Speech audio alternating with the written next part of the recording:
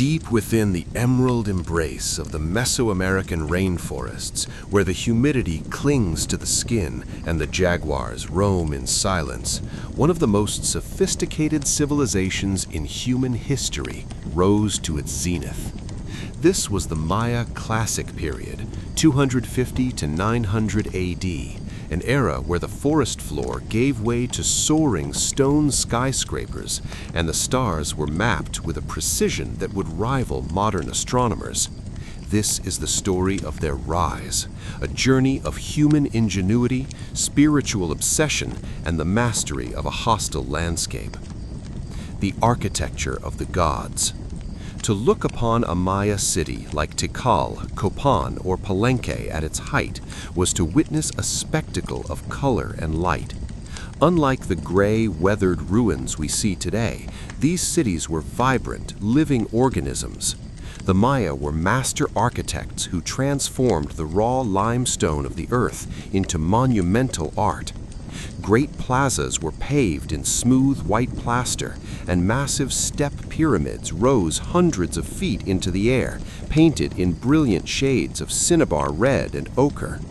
These pyramids, such as the famous temple of the giant jaguar in Tikal, were not just tombs, they were mountains of the gods. They were designed to connect the underworld, Xibalba, with the heavens. The Maya did not have metal tools, nor did they use the wheel for construction, yet they moved millions of cubic feet of stone with nothing but human muscle and obsidian blades. Their engineering was so precise that many of their buildings were aligned with the sun during the solstices, turning their entire cities into massive, functional clocks. The cult of the Holy Lord, Kul Ayau. At the heart of this civilization was the Kul Ayau, the Divine Lord. To the Maya, the king was not merely a political leader, he was a shaman priest, a living bridge between the mortal world and the supernatural realm. The people believed that the sun would not rise and the rains would not fall without the king's intercession. The life of a Maya king was of heavy ritual burden. One of the most significant, and to modernize, shocking aspects of their rule was the bloodletting ritual. The king and his queen would offer their own blood to the gods using stingray spines or obsidian lancets. This blood was dripped onto bark paper and burned, the smoke rising to nourish the gods. In return, the gods were expected to maintain the cosmic order.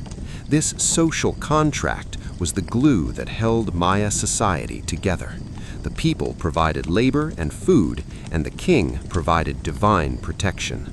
The masters of time and numbers. While much of Europe was in the Dark Ages, the Maya were exploring the abstract reaches of the universe. They were one of the few ancient civilizations to independently develop the concept of zero, a mathematical breakthrough that allowed them to perform calculations involving millions.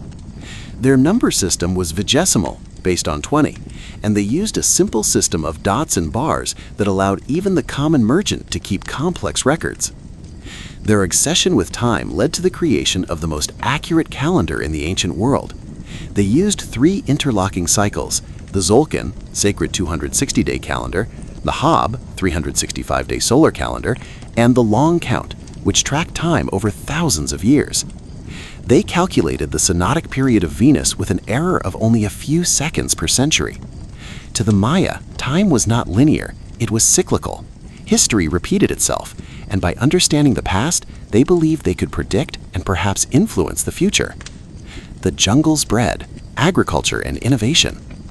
Feeding a population that reached into the millions within a tropical rainforest was a feat of agricultural genius.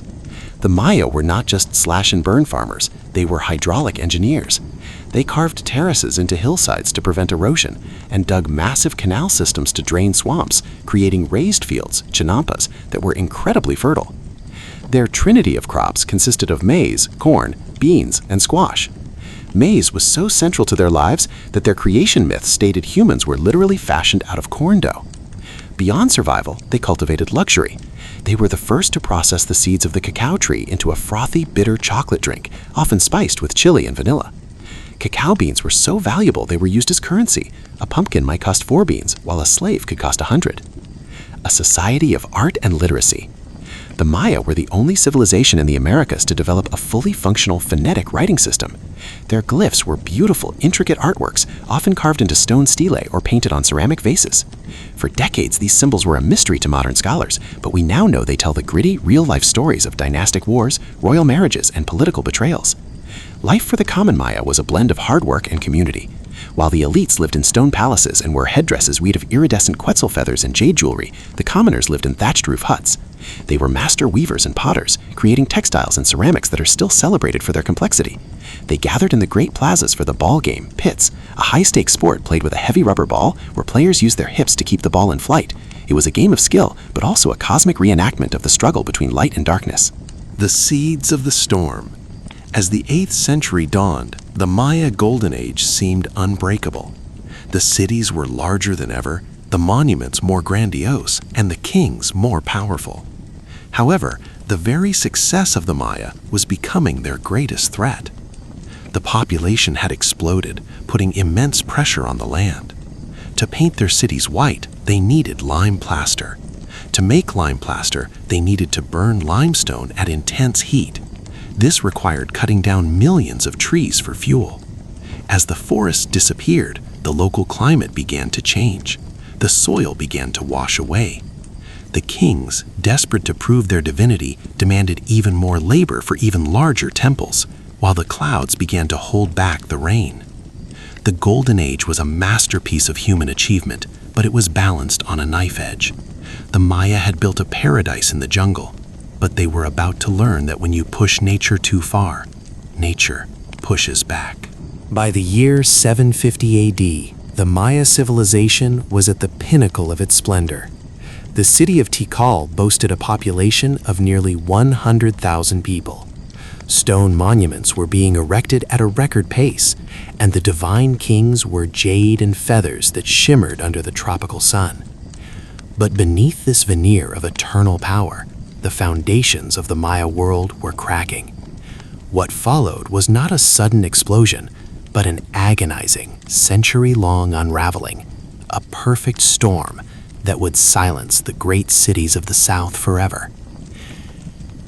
The environmental suicide. The Maya were victims of their own success. As their population swelled to nearly 10 million people across the lowlands, the demand for resources became unsustainable. The primary culprit was not just food, but a substance that defined Maya aesthetics: lime plaster. To create the dazzling white and red facades of their pyramids, the Maya had to burn limestone at incredibly high temperatures. Scientific estimates suggest that to produce enough plaster for just one large building, the Maya had to clear-cut and burn hundreds of acres of virgin rainforest for fuel. By the late 8th century, the lush green canopy that had once protected the soil was gone. Without trees to hold the earth, the tropical rains washed the fertile topsoil into the lowlands, a process called siltation. The Maya's raised fields and canals began to clog with mud. More importantly, the lack of trees disrupted the local water cycle. Trees transpire moisture back into the atmosphere. Without them, the clouds began to vanish. The Maya had inadvertently manufactured a local climate catastrophe. The century of fire, the great droughts. Nature soon delivered the final blow. Paleoclimatologists studying stalagmites in caves and sediment layers in Lake Chichancanab have confirmed that starting around 760 AD, the region entered a series of catastrophic multi-decadal droughts. For a civilization that relied entirely on seasonal rainfall stored in massive stone reservoirs called chultunes, this was a death sentence. The reservoirs, once deep and life-giving, turned into stagnant puddles of mud and bacteria. Corn, the flesh of the people, withered in the fields. Malnutrition became rampant, and skeletons from this era show clear signs of scurvy and anemia. The gods, it seemed, had finally turned their backs on the Maya. The breakdown of divine kingship. This environmental disaster triggered a political crisis of faith. the entire Maya social structure was built on the divine contract. The people gave the Kuhul Ajau, divine lord, their labor, their taxes, and their lives because the king promised he could control the weather and ensure the harvest through bloodletting and ritual. As the drought stretched from years into decades, the king's rituals were exposed as hollow. He could pierce his tongue and ears until he bled dry, but the sky remained an unforgiving blue. The peasants, starving and desperate, began to see the massive temples not as symbols of protection, but as monuments to their own oppression. The god king was no longer a god, he was a failure. The social glue that had held these cities together for 7 centuries began to dissolve. Total war, the jungle in flames. As resources, specifically water and fertile land, vanished, the Maya did what many desperate civilizations do: they went to war. But this was no longer the ritualized warfare of the early years, where kings were captured for sacrifice. This was total warfare. Archaeologists have found evidence of defensive walls hastily built around cities like Dos Pilas and Aguateca. These walls were often made by tearing down the very palaces and temples the people had once worshipped.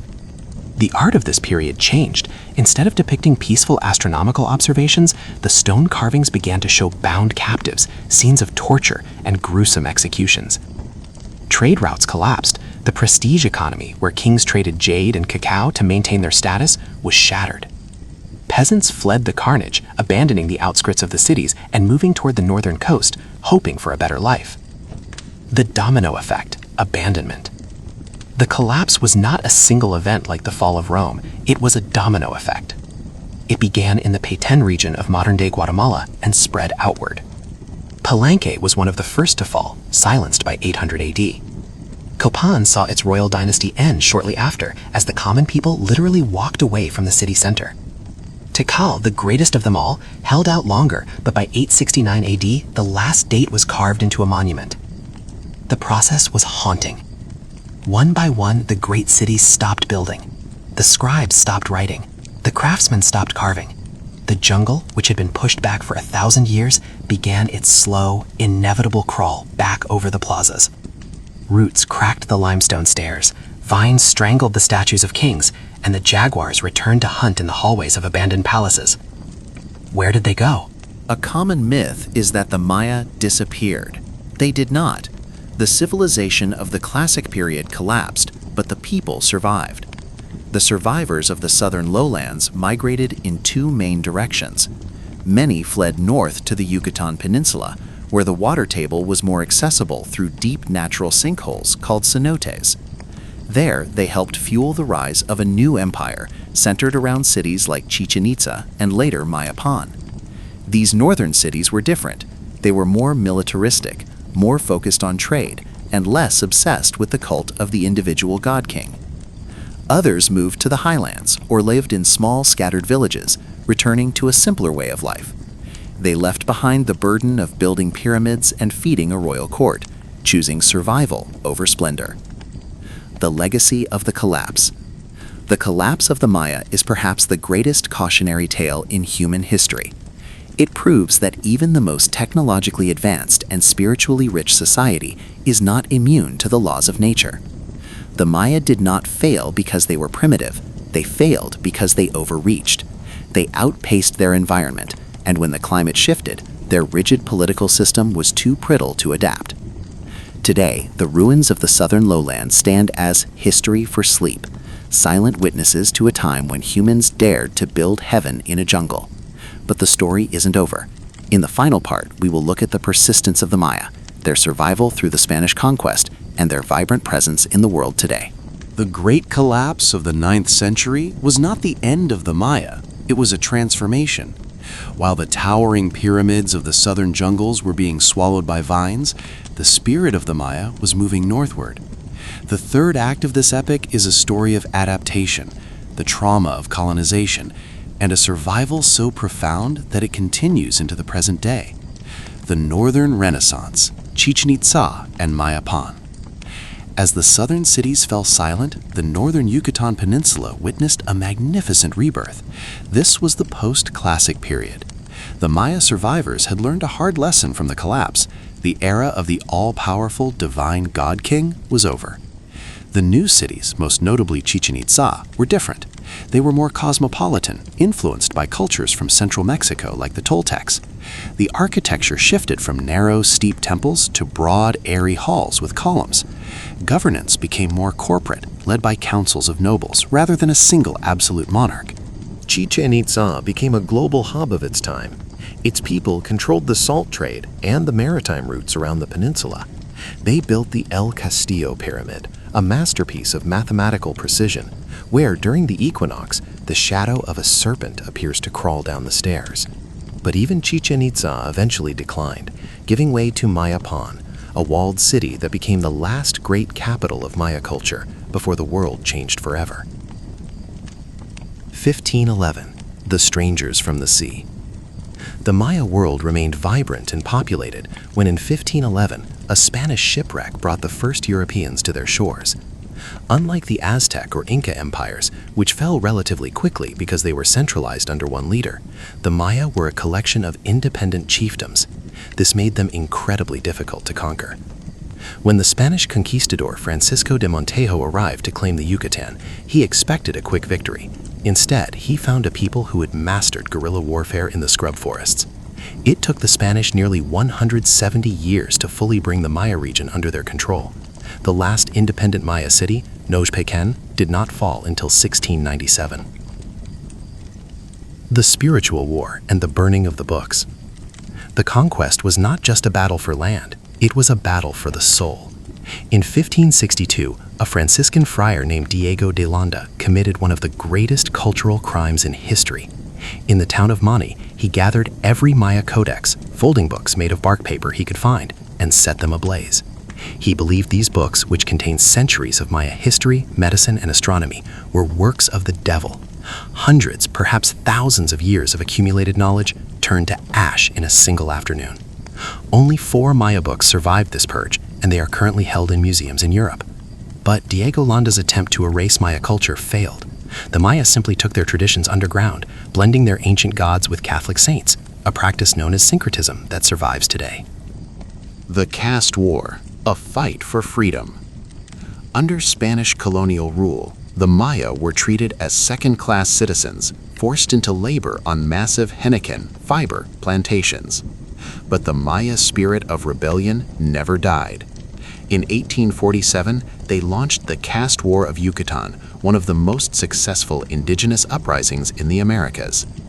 For a time, the Maya actually pushed the Mexican and European settlers almost entirely out of the peninsula. They established their own state, centered around a speaking cross that they believed gave them divine instructions. Though they eventually lost the war, it solidified the Maya identity as a people who would never truly be conquered. The Maya today, 7 million strong. If you walk through the highlands of Guatemala or the markets of Mérida today, you will see that the Maya are very much alive. They did not disappear, they evolved. There are over 7 million Maya living today. They speak more than 30 distinct Maya languages, such as Quiché, Quechua, and Yucatec. In many villages, women still wear the huipil, traditional tunic, with patterns and colors that identify their specific community, a visual language that has survived for over 1,000 years. The modern Maya face new challenges: poverty, political marginalization, and the loss of ancestral lands. Yet they remain at the forefront of social justice movements. In 1992, Rigoberta Menchú, a Quiché Maya woman from Guatemala, won the Nobel Peace Prize for her work defending indigenous rights, bringing the story of the Maya back to the global stage. The return of the scribes. Perhaps the most beautiful part of the modern Maya story is the reclamation of their history. For centuries, the glyphs on the ancient temples were silent, but in the late 20th century, archaeologists and linguists, working alongside Maya people, finally cracked the code. Today, Maya children are once again learning to read the glyphs of their ancestors. They are realizing that the names carved in stone, Lady Six Sky, Shield Jaguar, Pakal the Great, are their own grandfathers and grandmothers. The great silence has ended. The stones are speaking again. Conclusion: the circle of time. The story of the Maya is a story of the circle. They believed that time was not a straight line ending in destruction, but a wheel that always returns. Their history is a journey from the peaks of golden pyramids to the depths of a century-long drought, from the fires of Spanish zealots to the Nobel stages of the world. They teach us that civilization is fragile, but culture is resilient. The jungle may have reclaimed their cities, but it could never claim their spirit. As long as a Maya mother tells her child the story of the corn people, or a farmer looks to the stars to know when to plant, the Maya civilization has not ended. It has simply entered its next great cycle. To walk through a Maya ruin today is to walk through a library written in stone. But for over 1,000 years, that library was locked. Part 4 of our journey explores the intellectual and spiritual soul of the Maya, the software that ran their civilization. It is the story of how they viewed the universe, how they predicted the end of days, and how modern technology is revealing thousands of hidden structures we never knew existed. The cosmos, a 3-layered universe. The Maya did not see the world as a simple landscape. To them, the universe was a living, breathing entity divided into 3 distinct realms. The overworld, sky, home to the celestial gods and the sun. The middle world, earth, the realm of humans, depicted as the back of a giant crocodile or turtle floating in a vast pond of lilies. The underworld, Xibalba, a terrifying place of fear located beneath the earth's surface, accessible through deep caves and the dark waters of cenotes. At the center of it all stood the Wakachan, the world tree, usually a ceiba tree. Its roots reached into Xibalba, its trunk was the middle world, and its branches touched the heavens. The Maya believed that their kings had to travel between these layers to keep the universe in balance. The Popol Vuh, the Maya Bible. Much of what we know about the Maya soul comes from the Popol Vuh, the Book of the People. This sacred text tells the story of the hero twins, Hunahpu and Xbalanque, who traveled to the underworld to outwit the Lords of Death in a high-stakes ballgame. By defeating death, the twins paved the way for the creation of humans. The Maya believed that the gods had tried several times to create people. First, they made them of mud, but they dissolved. Then, they made them of wood, but they were heartless. Finally, they used yellow and white maize, corn, to fashion the true human race. This is why even today, the Maya call themselves the children of the corn. The science of the sky, advanced astronomy. The Maya were perhaps the greatest naked-eye astronomers in human history. They didn't just look at the stars, they tracked them with mathematical rigor over centuries. Venus. The Maya were terrified and fascinated by Venus. They viewed it as a warrior star. They calculated their 584-day cycle with an error of only 0.08 days. They timed their wars and the coronations of their kings to align with the movements of Venus. The Milky Way. They called the Milky Way the canoe of the white bone, or the road to Xibalba. They could predict solar and lunar eclipses with startling accuracy, viewing them as moments when the sun or moon was being attacked by celestial monsters. The Great Calendar Scare of 2012. One cannot talk about the Maya mind without mentioning their concept of time. In the early 21st century, the world became obsessed with the end of the Maya calendar on December 21st, 2012. Many feared it meant the end of the world. To the Maya, however, time was a circle, not a line. 2012 marked the end of a Baktun, a period of roughly 394 years. For them, it wasn't an apocalypse, it was a reset or a new beginning. It was like the odometer on a car reaching 99,999 and flipping back to zero. The Maya expected history to repeat itself, and they looked to the past to prepare for the future. LIDAR, the 21st century revolution. For centuries, we believed that Maya cities were relatively small, pockets of people scattered through the jungle. But in the last decade, a technology called LIDAR, light detection and ranging, has completely rewritten the history books. By flying planes over the jungle and firing millions of laser pulses at the ground, scientists can see through the trees. In 2018, LIDAR revealed over 60,000 previously unknown structures in the Guatemalan jungle. We now know that the Maya had massive highways, called Sacbayab, sophisticated fortress systems, and agricultural complexes that supported millions more people than we ever imagined. This discovery proves that the Maya were not just living in the jungle, they had completely reshaped the landscape. They had turned the entire rainforest into a managed industrial-scale garden. The vision serpent and the ritual of blood. To speak with the gods, the Maya used the vision serpent. Through extreme fasting, meditation, and bloodletting, participants would enter a trance state. In their carvings, we see queens kneeling before a bowl of blood-soaked paper from which a giant serpent rises. Out of the serpent's mouth emerges the ancestor or the god they wish to consult. To the modern world, this seems gruesome. To the Maya, it was an act of profound love and duty. Blood was the animating essence of the universe. By giving a little bit of their own life, they were ensuring that the sun would continue to rise. The lasting philosophy. The Maya mindset offers a profound lesson for the modern world: interconnectedness. The Maya did not see a boundary between themselves and nature. A tree was not just wood, it was a living spirit. A cave was not just a hole, it was a portal. When they cut down too many trees, as seen in Part 2, they believed they had broken their spiritual contract with the earth, leading to their downfall. The final word: why the Maya matter. The story of the Maya, the rise, Part 1, the fall, Part 2, the survival, Part 3, and the philosophy, Part 4, is the story of humanity itself. It is a story of how high we can climb and how quickly we can fall if we forget our place in the natural world. The Maya are not a lost people. Their blood flows in millions of people today. Their words are still spoken in the highlands, and their temples still align with the stars. They are a reminder that while empires crumble and cities are swallowed by green, the human quest for knowledge, meaning, and connection to the cosmos is eternal.